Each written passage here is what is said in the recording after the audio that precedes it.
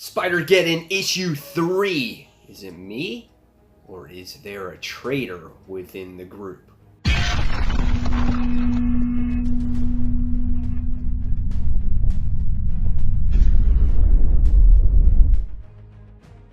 Hey comic book fans, welcome back to Comic Book Corner 2.0 fans. You're back with me, Mike Spider-Slayer, getting ready to do that all-important Spider-Geddon review so you, the fans, can make a decision on what Spider-Geddon books to buy. That's right, guys. As promised, me, Mike Spider-Slayer, promise you to cover every single book that has to do with Spider-Geddon, whether it's the main event, the tie-ins, whatever the case may be. And if you want to check out that entire playlist, you can check it out in the little description up top. I'll leave a card up there, and you guys can just click on that and see my thoughts on the rest of the books. All right, this book is written by Christos Gage. Obviously, the story was originally created by Dan Slott with Spider-Verse. And the artwork here is done by Carlo Barberi, and we have Todd Nuck, who does the artwork too.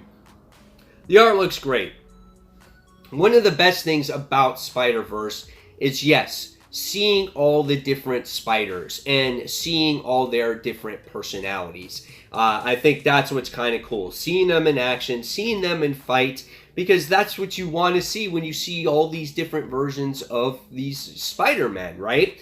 I think there's pretty good detail that goes into the characters. Superior Octopus actually looks really good. He's one of my more favorite looking characters in here. The Inheritors look good. So it's a fun book to actually look at. So what happens in this story? So the past couple issues we've been getting the band together, right? Trying to accumulate all the spiders that are going to need to defeat these Inheritors. And in the last issue, they decided to split up in groups and recruit other spiders. So this is how this issue picks up, okay? So you wind up seeing PS4 Spider-Man. That's the easiest way to describe him for me.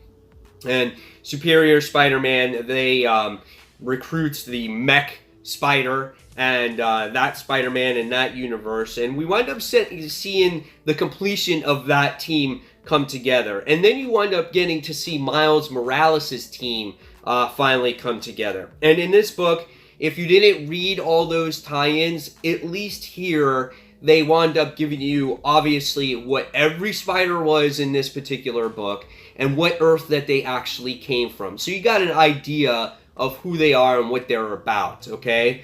But again, what this book suffers from is a lot of standing around, a lot of talking, a lot of dialogue, not much action. And again, when you see these spiders, you want to see them in action, you want to see them battle. And there was a lot of lack of that in here. But some of these characters actually had some good comical moments, like Spider-Ham and Superior and Scarlet-Spider. He had his moments in here, but they're all trying to cram this panel time for all these spiders, and that's where I felt that the first Spider-Verse suffered from, okay?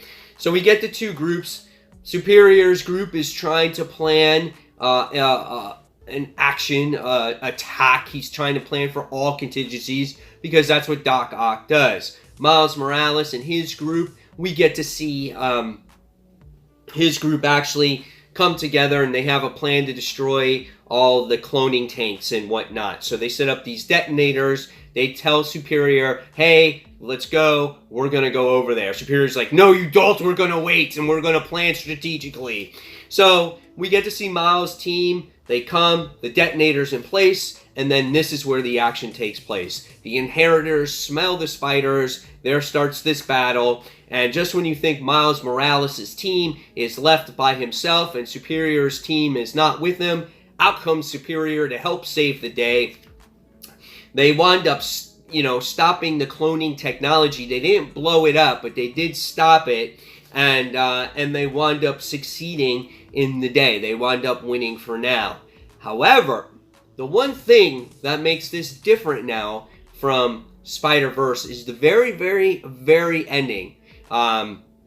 Is that we get to see two spiders, the Norman Osborn spider, and we get to see Spider-Mans or whatever he is, the spider with 1,000 spiders all over him. And there's coming to a point here where this Norman Osborn wants to destroy 616 and leave the Inheritors and all this other spiders here, and he doesn't care if there's loss of life as long as his world is safe. So there's the little difference in this particular storyline so far, that you could have a couple of traitors going against the other spiders here. So that's the little wrinkle. That's your little difference. That's what I've been kind of looking for, that it's not just about the Inheritors versus the spiders. Because besides that little wrinkle, it's nothing but the same shit. It's pretty much the same thing. They spent the entire issue discussing where they're going to go and where they're going to be and how they're going to stop them and reintroducing all these spiders. And it's kind of boring if you read these tie-ins, right? But at least there's a glimmer of hope for a potential subplot going forward with this event. So I found myself kind of bored with it. And this was the thing that I was expecting. A lot of standing around. And that's what you got in this issue once again. So once again, I'm going to give this book a 3.5 out of 5 stars. I thought it was okay. It had its good moments, but it also had its boring moments as well. And it's not much different from the previous series that I saw beforehand. So, guys, in the comments below, tell me what you thought of Spider-Geddon issue 3. Do you agree? Do you disagree? And I love all those comments. And guys, as always, if you like this video, give it a thumbs up, subscribe to the channel, and if you don't forget to hit that notification button so you don't miss a single video from me. And guys, until that next comic book review, Mike Spider Slayer signing off. Take care, guys. See you soon. Bye.